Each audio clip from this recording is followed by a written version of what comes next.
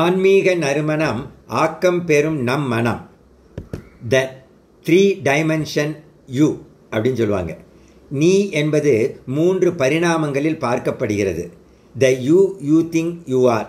நீ உன்னை பற்றி நீயே கொண்டுள்ள அபிப்பிராயம் or perception. The you others think that you are. உன்னை பற்றி மற்றவர்கள் கொண்டுள்ள பர்செப்ஷன் ஆர் அபிப்பிராயம். த ட்ரூ யூ, உண்மையான நீ. ஸோ உங்களை பற்றி வெளி உலக பர்செப்ஷன், உங்களை பற்றிய உங்கள் பர்செப்ஷன், உண்மையான நீ, இப்படி 3 கோணங்கள் உள்ளது அந்த யூக்கு. உங்களுடைய செல்ஃப் இமேஜ், உங்களது ஐக்யூ, ஈக்யூ இவற்றால் வடிவமைக்கப்படுகிறது உங்களை பற்றிய ஃபஸ்ட்டு யூ. நான் யார் என்பதை நான் என்னுடைய அந்தஸ்து, பதவி, பட்டம், பணம், அறிவு இவற்றால், உறவுகள் இவற்றால் தீர்மானித்து கொண்டு என்னுடைய ஃபஸ்ட்டு யூவை நானே கிரியேட் பண்ணிக்கிறேன். த செகண்ட் யூ எப்படின்னா, என்னுடைய செயல்கள், என்னுடைய வார்த்தைகள், என் பிஹேவியர், என் கேரக்டர், இதை வைத்து கொண்டு மற்றவர்கள் என்னை பற்றிய அபிப்பிராயம். இது 2வது யூ இப்படி கிரியேட் ஆகுது. ஸோ உண்மையிலேயே இந்த ரெண்டுமே எதை சார்ந்து இருக்குன்னா, அனித்தியமான இந்த உலக வாழ்க்கையை சார்ந்து இருக்கு. ஸோ நான் பெரிய பதவிக்காரன், நான் பெரிய பணக்காரன், நான் சோ இப்படி board, application, relationship and transaction இங்கிலீஷில் சொல்லுவாங்க போர்ட். இந்த நாளோடையும் நான் என்னை ஐக்கியப்படுத்திக்கிறேன். அப்படின்னா என்ன அர்த்தம்? நிறைய காசு பணம் இருந்தால் நான் பெரிய பணக்காரன், அந்த நானை பணத்தை வச்சு தீர்மானிக்கிறேன். அதே மாதிரி நிறைய அறிவு இருந்தால் என்ன மாதிரி இன்டெலிஜென்ட் யாரும் கிடையாது, அந்த இன்டெலிஜென்ஸை வச்சு அந்த இன்டெலிஜென்ஸ் தான் நான் நினைக்கிறேன், அந்த ப்ராப்பர்ட்டி தான் நான் நினைக்கிறேன், அந்த பொசிஷன், அந்த பட்டம், பதவி தான் நான் நினைக்கிறேன். அப்புறம் நிறைய ரோல் பண்ணுறேன் இல்லையா, அப்பாவாக, அந்த லேடிஸாக இருந்தால் அம்மாவாக, அண்ட் நிறைய ஜென்ரல் மேனேஜராக, இன்னும் பல ரோல்ஸ் நம்ம பண்ணுறோம் இல்லையா, அந்த ரோல் தான் நான் என்று அந்த ரோலோடு அடையாளப்படுத்திக்கிறேன். இது எல்லாமே நீங்கள் யோசித்து பார்த்தா எல்லாம் டெம்பரரி தான்.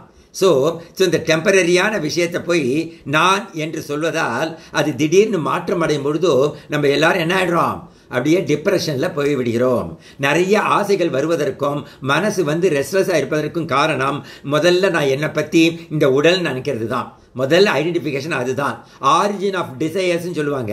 ஆசைகள் வருவதற்கு ஊற்று கண்ணே யாரு தன்னை இந்த உடலாக பாவித்து வாழ்கிறார்களோ அவர்களுக்கு தான் ஆசைகளும் பேராசைகளும், காமம், குரோதம், லோபம், மோகம், மதம், ஆச்சரியம் சொல்லக்கூடிய 6 விதமான நச்சு பொருட்களும் அதிகமாக வளர்ந்துக்கிட்டே இருக்குன்னு ஞானிகள் சொல்கிறாங்க. ஸோ அதனால் என்ன பண்ணணும்? கொஞ்சம் கொஞ்சமாக இந்த ஐடென்டிட்டியை கொஞ்சம் கொஞ்சமாக நம்ம குறைச்சிக்கிட்டே வரணும். நம்ம கேர்டேக்கராக, கஸ்டோடியனாக எல்லாத்துக்கும் இருந்துட்டு போகணும். நான் யார் என்பதை உண்மையாக புரிஞ்சுக்கிறதுக்காக ஆன்மீகத்தில் நாட்டம் செலுத்த வேண்டும். இந்த 2 கோணங்கள் இருக்குது பார்த்தீங்களா? உங்களை பற்றி நீங்கள் வச்சுட்டு இருக்கிற அந்த யூ, 2வது மற்றவர்கள் உங்களை பற்றி வச்சுக்கிட்டு இருக்கிற அந்த யூ. இந்த 2 யூவுமே நிரந்தரம் இல்லாதது. இந்த 2 யூவில் வாழறவங்க ரொம்ப கஷ்டப்படுவாங்க. I am not what I have or I am not what I hold, I am what I am அப்படின்னு இங்கிலீஷில் சொல்லுவாங்க. ஸோ நம்ம என்ன பண்ணிடுறோம்? பொருட்களோடையும் பதவி பட்டத்தோடையும் அடையாளப்படுத்திக்கிறதுனால, அண்ட் முதல்ல நம்ம உடம்போடு அடையாளப்படுத்திக்கிறதுனால தான் இப்படி அனித்தியமான விஷயங்களும் அடையாளப்படுத்திக்கிறோம். அதனால் இதெல்லாம் இல்லாமல் இருக்க முடியுமா? மென்டல் ஆட்டிடியூட் அப்படி இருக்கணும். எப்படி இருக்கணும்? ஐ am not the owner for that. Very important thing. அதை வச்சுக்கிட்டு நான் என்ன அபிப்பிராயப்படுத்திக்க மாட்டேன். நான் கஸ்டோடியன், கேர்டேக்கர். என் குடும்பத்துக்காகவும் மற்றவர்களுக்காகவும் பல விஷயங்கள் எனக்கு நல்லதெல்லாம் வருது, அதுக்கு நான் கஸ்டோடியனாக இருந்து விட்டு போவேனே தவிர அதற்கு நான் ஓனராக இருக்கும் ஆட்டிடியூடை வைத்துக்கொள்ள மாட்டேன். I am nobody doing the roles or somebody for the benefit of எவ்ரிபடிங்கிறது வரணும். அப்போ தான் உண்மையான நீ யார் அப்படிங்கிறது தெரியும்னு ஞானிகள் சொல்கிறாங்க. ஸோ இந்த மாதிரி கொஞ்சம் கொஞ்சமாக நம்ம என்ன பண்ணணும்?